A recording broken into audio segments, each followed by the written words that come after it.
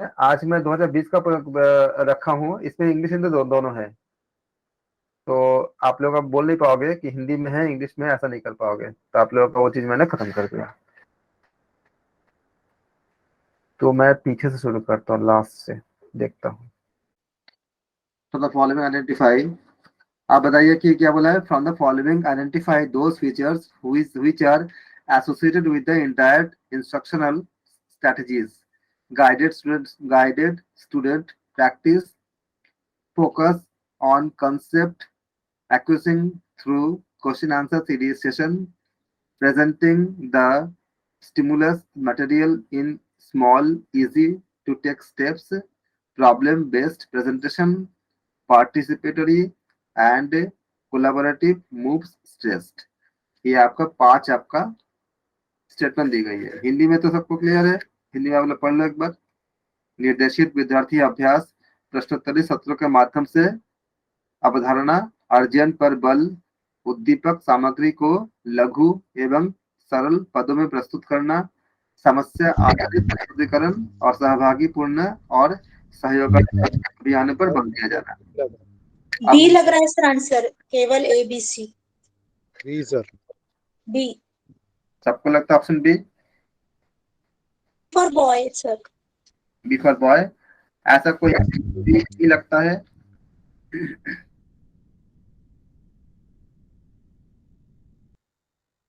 ऐसा कोई हो जिनको बी नहीं लगता हो कि बी नहीं, कुछ सी डी ऐसा कुछ होना चाहिए?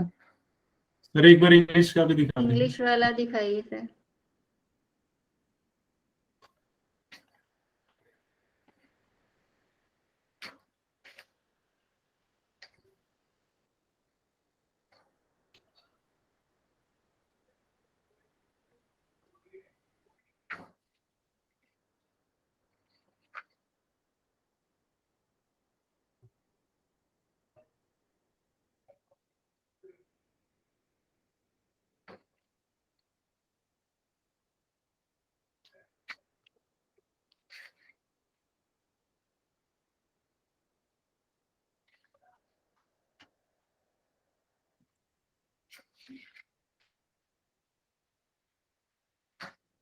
सर सी लग रहा है।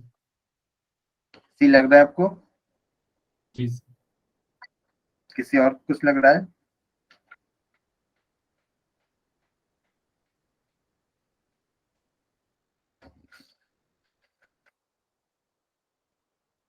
इनडायरेक्ट इंस्ट्रक्शन जो होती है, ये आपका एक कंट्रास्ट होता है किसी स्टूडेंट के डायरेक्ट, यानी कि जो हम बोलते हैं कि लर्नर डायरेक्टेड मॉडल के साथ। ये आपका टीचर के साथ आपका सेटअप होता है। आप कह सकते हैं कि आपका ये आपका टीचर आपका जो आपका सेटअप्स करते हैं, इसका एनवायरनमेंट जहाँ पे वो टीचिंग दे रहे हैं या टीचिंग कर रहे हैं, उनका एनवायरनमेंट जो प्रोवाइड करता है, क्या करता है आपका एक बेसिक फ्रेमवर्क देता है। जिससे क्या होता है कि लर्निंग एक्टिविटीज अच्छा मतलब अच्छे से करने के लिए, लेकिन ये भी होता है कि वो लर्निंग एक्टिविटीज के साथ साथ कुछ फैसिलिटीज स्टूडेंट्स को इंटरेक्शन करने के लिए, उनको थिंकिंग करने के लिए, जैसे मैं बार बार बोलते बोलते बोलता कि आप सोचो कैसे होगा, मतलब आंसर, मतलब मैं बता नहीं रहा हूँ लेकिन आपसे डिराइव करा रहा हूँ अंदर से पूरा। तो हम मतलब जो प्राइमरी सोर्स ऑफ इंफॉर्मेशन के प्राइमरी सोर्स जो होती है इंफॉर्मेशन के, उसको ना यूज करके हम क्या करते हैं, एक इंटरैक्टिव करते हैं और बच्चों के साथ इंटरेक्शन करते हैं, उनके सोच को डेवलप करते हैं, उनको उनको सोचवाते हैं कि क्या कैसे होएगा।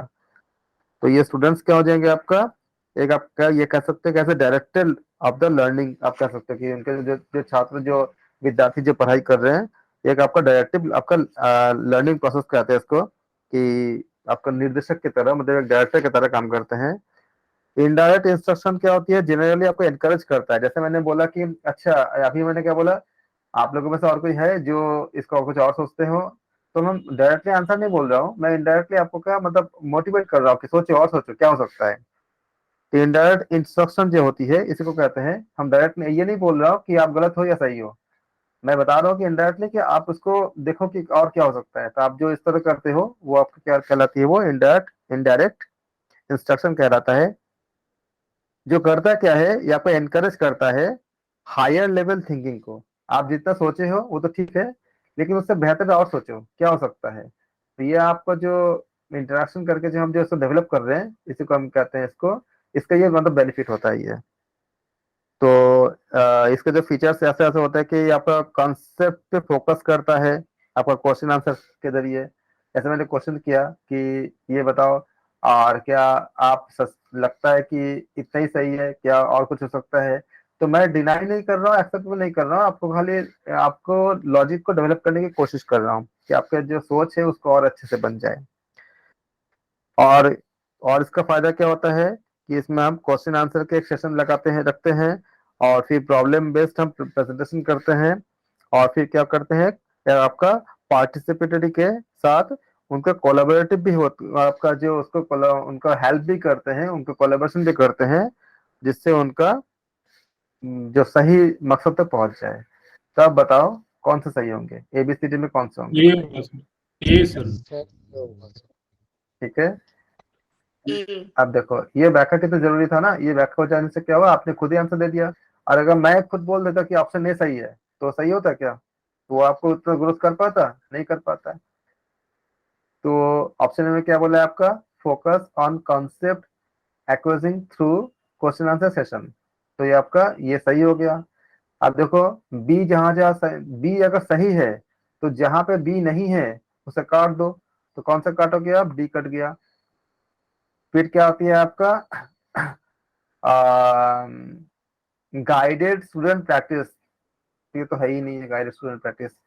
और फिर क्या होगा, presenting the stimulus material in small, इसका कोई मतलब ही नहीं है कि हम मटेरियल का इस्तेमाल कहाँ कर रहे हैं, हम तो कल आपको थिंकिंग को डेवलप करने की कोशिश कर रहे हैं। तो जहां जहां पर सी है वहां पे काट दो। तो सी किधर है? यहाँ पे सी है, यहाँ पे सी है, तो ऐसे भी क्या हुआ, आपका आंसर मिल गया। तो बी, डी और ई हो जाएगा। ई में क्या दिया है आपका, participatory and collaborative move stress. तो ये आपका ऑप्शन ए सही हो जाएगा। किसी को डाउट तो नहीं है ना? हमने हिंदी में भी दिखा दिया। आप बताओ हिंदी वाला ज्यादा समझना ज्यादा अच्छा है कि इंग्लिश वाला? इंग्लिश। ऐसा कोई है जिनको हिंदी में ज्यादा अच्छा समझ आया हो? विच ऑफ द, लेकिन मैं हिंदी भी मैंने निकाल लिया आप लोगों के लिए पूरा कि टर्म पता नहीं तो हिंदी इंग्लिश मैटर ही नहीं करता फिर तो। हाँ जी, सर टर्म पता ही नहीं था, इसीलिए हिंदी इंग्लिश मैटर ही नहीं कर रहा था उसमें। नहीं कोई नहीं।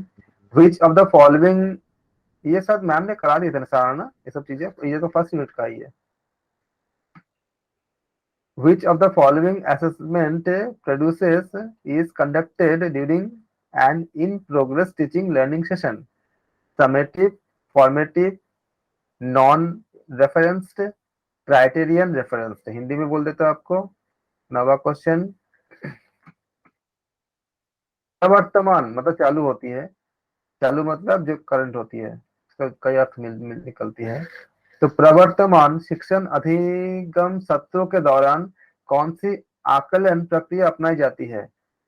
संकलनात्मक, संकलनात्मक, निर्माणात्मक, मानक संदर्भित, निष्कर्ष संदर्भित। हिंदी इंग्लिश दोनों में करने से क्या था, मेरा टाइम ज्यादा लग जाती है, दो दो बार दिखानी पड़ती है ना। तो आप 9th वाला बोलो, क्या बोलोगे? B, B for Bombay.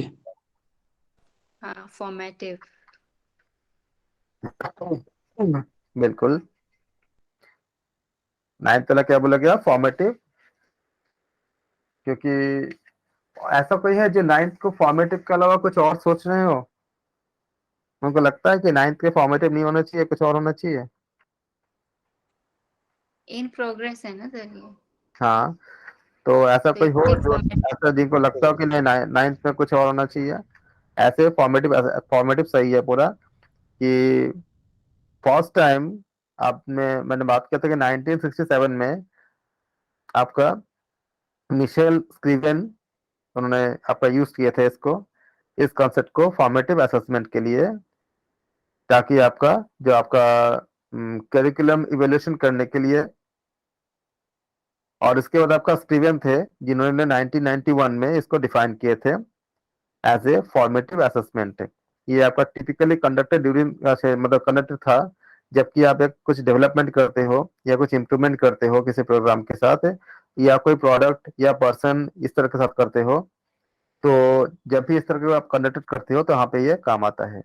Normally हम क्या करते हैं कि आप जानते हो इन सब चीजों को हम ऐसे भी इस्तेमाल करते थे, लेकिन नाम नहीं जानते थे। आप जो जैसे आप किसी को टीचिंग करते हो, ये सारे काम आप करते ही हो, लेकिन आप उसके नाम के साथ आपको पता नहीं होता कि आप इसका नाम क्या नाम दिया गया है, बस आपको खाली नाम ही जानना है।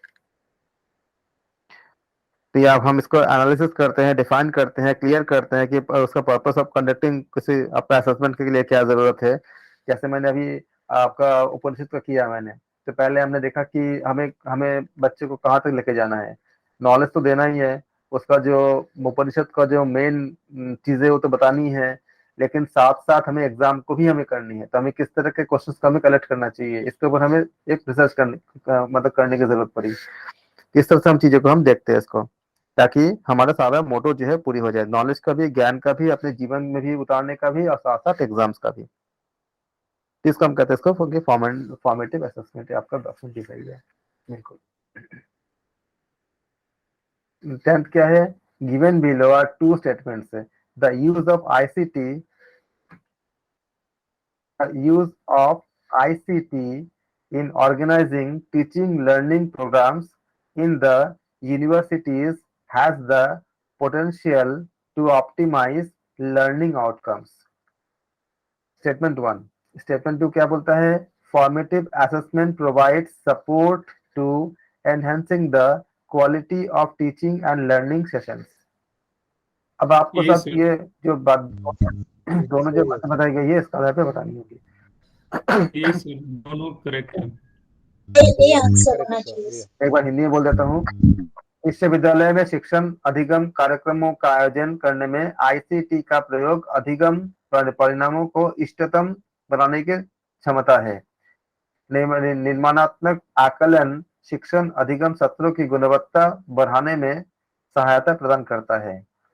तो आप बताओगे कथन ए और कथन सेकंड दोनों सही है? ए। हाँ सर, ए। ए। कोई ऐसे हैं जो जिनको लगता है कि 10th वाले में एक के अलावा कुछ हो सकता है? ऐसा कोई नहीं है, बिल्कुल सही है, आप लोग बिल्कुल सही हो।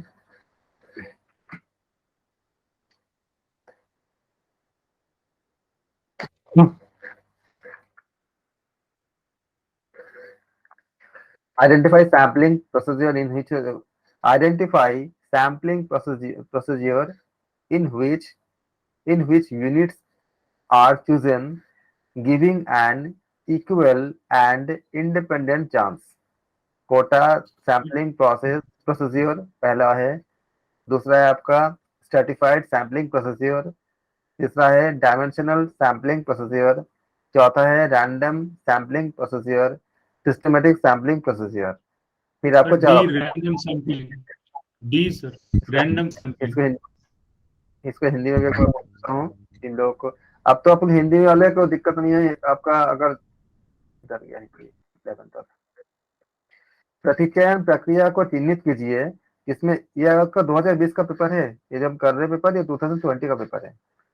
प्रतिचयन प्रक्रिया को चिन्हित कीजिए जिसमें इकाइयों का चयन समान और स्वतंत्र अवसर प्रदान करते हुए किया जाता है। अनुपातिक प्रतिचयन प्रक्रिया, स्तरित प्रतिचयन प्रक्रिया,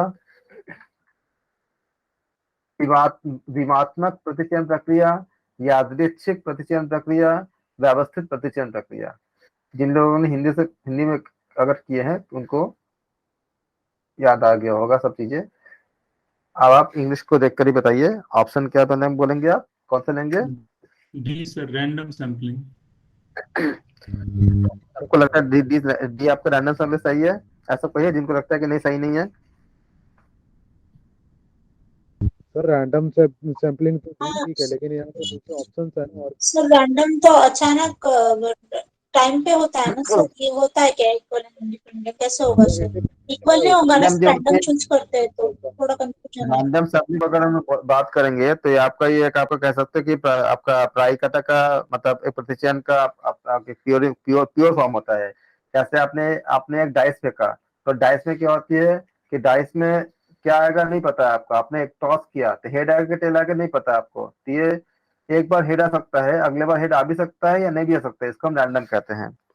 इसलिए इसको पूरा प्योर माना जाता है। इसके बारे में हमको कुछ भी नहीं पता कि क्या आ सकता है। आपने डाइस फेंका 1 2 3 4 5 6 कुछ भी आ सकता है। तो इसमें समष्टि के जो प्रत्येक इसी तरह से अगर आप मान लो कि आप कहीं कुछ आप मरीज को आपको देखना है कि तनावग्रस्त लोगों में भस्त्रिका प्राणायाम का या भ्रामरी प्राणायाम का क्या इफेक्ट पड़ता है। आपके पास ऐसे अस्पताल गए, वहाँ पे आपको 200 लोग मिले जो बहुत डिप्रेशन का मरीज है। इनमें से आप किसी को भी बिना सोचे समझे, किसी को भी, सबके सब डिप्रेशन का मरीज है, किसी को भी ले लिया आपने, उससे क्या होगा, बायसिंग नहीं होगा, पक्षपात नहीं होगा। इसी को बोलते हैं रैंडम सैम्पलिंग कहते हैं इसको। इसमें क्या सर होती है, जितने भी ऑप्शन तो सर इसमें ABCD ऑप्शन तो अलग है सर, किसी 3 को चूज करना है ना, choose the correct option from the ABCD में अलग है सर। बी क्या बोल रहा है, देखो आपको जितने भी इसमें दिया है, इसमें रैंडम सैम्पलिंग जो मैंने बात किया हमने अगर आपको ये सैम्पलिंग के बारे में पता नहीं चल रहा तब इसका वीडियो देखना। मैंने सारे का सारे को बहुत डिटेल में मैं बता के रखा है, क्या क्या होती है, कोटा सैम्पलिंग क्या होती है, स्ट्रेटिफाइड क्या होती है, डायमेंशनल क्या होती है, सब कुछ बता के रखा है। तो उसके अकॉर्डिंग अगर आप चूज करोगे तो ऑप्शन क्या होगा, डी और ई। एबीसीडी में क्या हो जाएगा, डी सही होगा, राइट। जी सर, डी तो कंपल्सरी होगा ही होगा। हाँ जी।